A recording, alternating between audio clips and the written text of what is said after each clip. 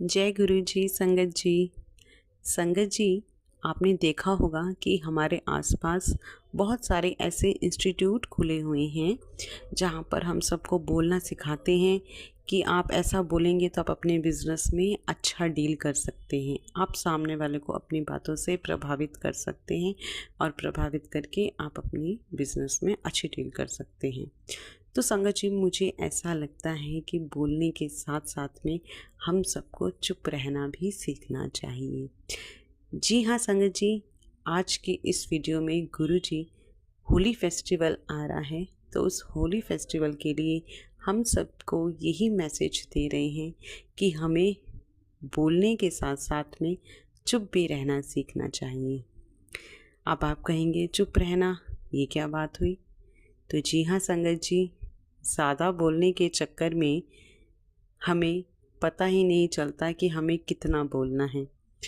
तो चुप रहने का मतलब ये हुआ कि आपको ये पता होना चाहिए कि आपने कितना, कब और क्या बोलना है। अब ज़्यादा बोलने के चक्कर में संगत जी हमसे इतने पाप हो जाते हैं, जाने अनजाने में हमें पता ही नहीं चल पाता और हम उन्हीं पापों के कारण जन्म मरण के चक्कर में फंसे रहते हैं और हमें मोक्ष की प्राप्ति नहीं हो पाती। अब देखिए संगत जी, कैसे देखिए, मेरी कोई सहेली मेरे घर में आई और मैंने उससे चुगली कर दी, किसी की भी चुगली कर दी, और या फिर उसको ज़्यादा बोलने के चक्कर में मैंने कुछ ऐसी बात कर दी जो वो दुखी हो गई। तो जाने अनजाने में ज़्यादा बोलने के चक्कर में ही तो ये हुआ ना, मैंने उसको दुख पहुंचाया, तो ये क्या है? पाप है ना। तो इसी तरीके से और भी हमसे हमारी ज़िंदगी में रोज़ ऐसे ही पाप होते हैं, जाने अनजाने में ज़्यादा बोलने के चक्कर में, और हमें पता ही नहीं चल पाता।